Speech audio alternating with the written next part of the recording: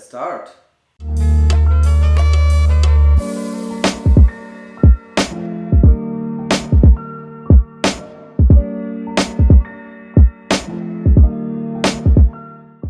Welcome back everyone. We are inside our new apartment in Brussels. So this is the first time that I try this setup. I really like it like this. I hope then on video is great as well. Today I'm going to answer you a question that a lot of people asked me recently. That is, which kind of camera gear I brought with me in traveling in Southeast Asia for 8 months. So that for me was the first experience outside Europe with so many gears, and I wanted to do a bit of vlogging, a bit of pictures. So I had to choose carefully what I took with me. So I'm going to share it with you. First of all, camera body. So my first actual DSLR camera was a 200D Canon. I love that camera. The focus was great for vlogging and could mount amazing lenses for photography as well. So that was my main camera that I used along the way.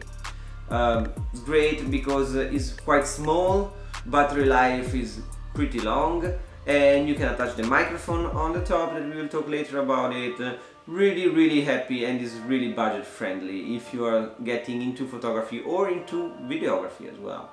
Afterwards, in Hong Kong, I upgraded my camera to a Canon 80D, that is the one where we are actually filming now. It's really lovely camera as well. You can definitely see the change of quality, but on the other hand the 80D is much heavier. So if you are going for a long journey, I would say the 200D was perfect for that.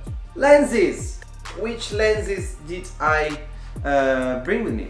So first of all, I would suggest this one, Nifty 50. So 50mm, 1.8, great lens, mainly for if you do videos, for interviews and b-roll with that nice depth of field with a very nice and blurry backgrounds. It's very light and very small.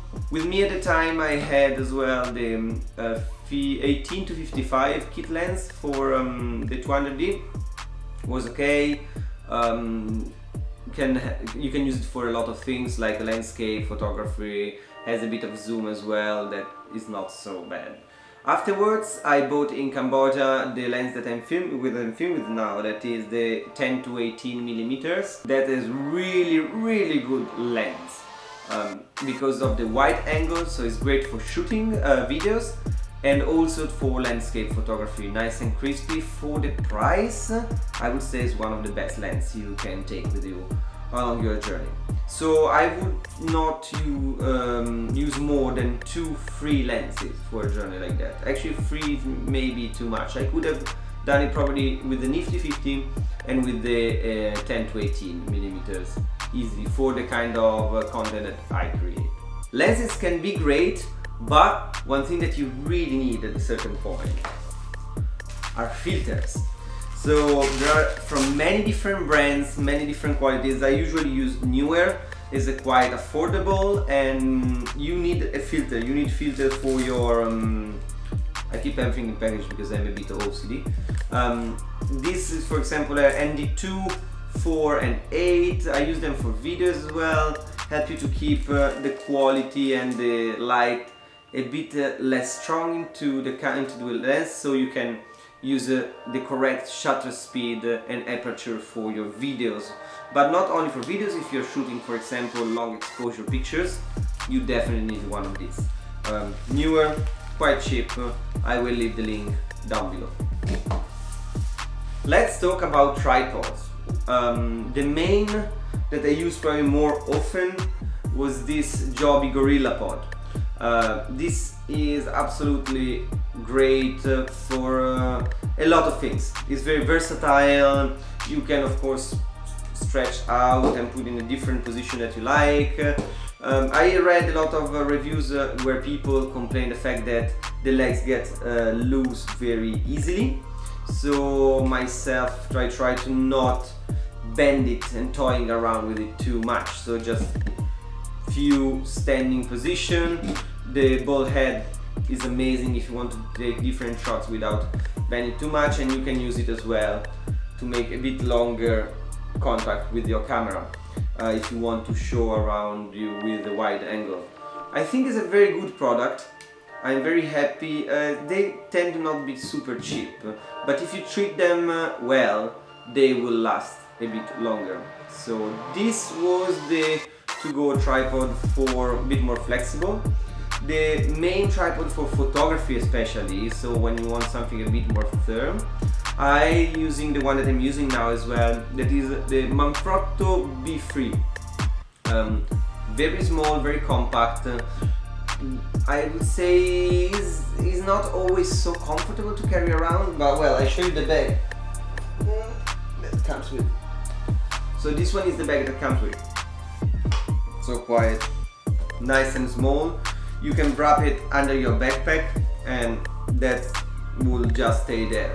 If you are planning to take long exposure photography or you want something a bit more sturdy, this is the tripod to go, and this is still quite affordable. We just mentioned backpacks.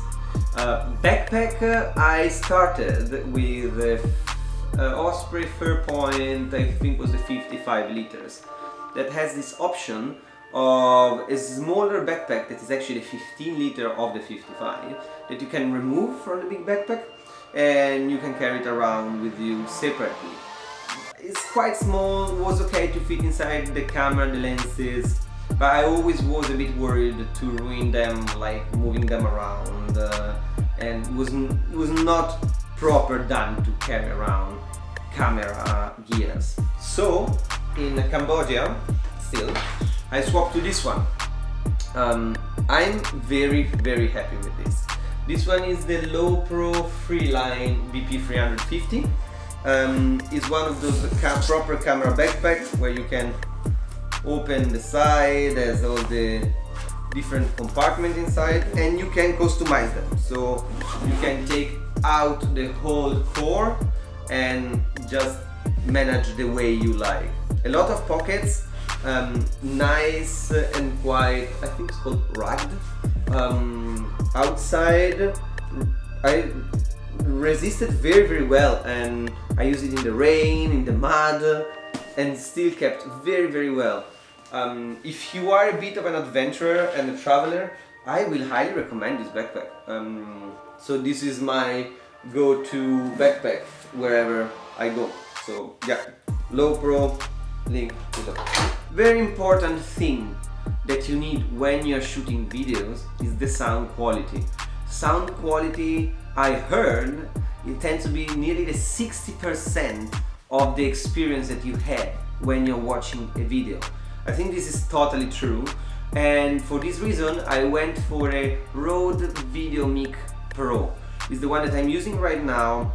Very small microphone. You can use it with a jack on the camera directly, and it's powered up by the camera. So that saves you the time of taking extra batteries with you. As a range, I think of 3 meters, probably maximum 5, before actually losing a bit of quality. But if you're running interview documentaries, it's a great microphone. For vlogging, it's great. It's very affordable, and the quality is incredible. So that's my go-to microphone. About sound, as extra, what I got is this one. A friend of mine gave it to me. I'm not a sound geek, so I'm not very good about understanding how much quality you need in a video or something else, but this was great to record music. This is the Zoom H2N. I recorded some sound of music from the street, sound of nature in the forest, the water. This is super crispy. This is really good. Has as well the hole on the bottom if you want to screw it on a tripod or on the Joby, if you want to put it in front of people playing live music. It's a very good object. I would take this with me again in the future. Doesn't take so much space, and yeah, it's great. And again, sound is very important. I always go for the Rode VideoMic just because the sound is already into the video, so you don't have then to balance it, while with this one you will have to put them together in post-production. Last essential stuff, I would say SD card. Be always ready. Take at least 3 SD card with you. 64 giga is the top, so you can shoot as much as you want without being worried about running out of space. And to clean lenses and camera, the only thing that I think you really need is this. I use this since I had my first DSLR. It's just a little pump, you can find them everywhere. This is the go-to object that you need to clean your camera. It's just great to take away the dust from the sensor, from the lenses, and you will get a lot of dust while you're traveling. So this is the real thing that you need. I have this and a couple of those cloths for the dust as well, but this one you can even just kind of stick everything together and just chuck it inside your backpack. This is always to be with you if you want to make sure to not having any dust on the sensor or on the lens. As extra accessories that you may have with you for your videos, I will suggest one of these. This is not a must. This is the second or third GoPro that I own. I think it's actually the second. Is a bit glitchy, so that's the main complaint about GoPros. They tend to be glitchy. Sometimes they turn on, they turn off. They are not 100% reliable. But on the other hand, if you want to shoot particular angles, if you want just to pocket it and having around while you're walking around and doing a quick vlog from time to time, sound quality is not great, but it's still a reliable camera. I would have it as an extra camera if you're traveling around and you do water activities or very adventurous stuff. This is great. I brought it with me only with a selfie stick and a head mount, and that was definitely enough. I recommend to buy maybe a used one if you're not sure how many times you're going to use it. There is a massive market about used GoPro. Yeah, give it a go. It's worth it and it's fun. As last suggestions that I'm going to give you is like bring your laptop, few external hard drive. I had 2 of them, one for backup only and one where I actually upload all my stuff, so I can leave my laptop quite free of anything. You never know with the humidity, the rain, if something breaks, you really want to have a quite reliable hard drive. I will probably leave the link in the description of the one I was using because it was great. It's even waterproof up I think to 3 meters. So yeah, I will give you the name in the description below. And batteries. Just take with you tons of batteries. I used to have 2 extra batteries for the camera, 1 extra battery for the GoPro. Just make sure to never be with no batteries, because in the moment that you want to shoot that you are with no battery, you will be very frustrated. With this, guys, I think we can wrap up. Thank you so much for watching the video. Subscribe, hit the bell, and leave a comment about if you have any question about the journey, about the gears. If you have any comments about the setup, please let me know. If you like the setup, the lighting here, I will do a couple of more tests, so any comment will be very appreciated. Thank you so much for watching, and yeah, to the next episode. Bye.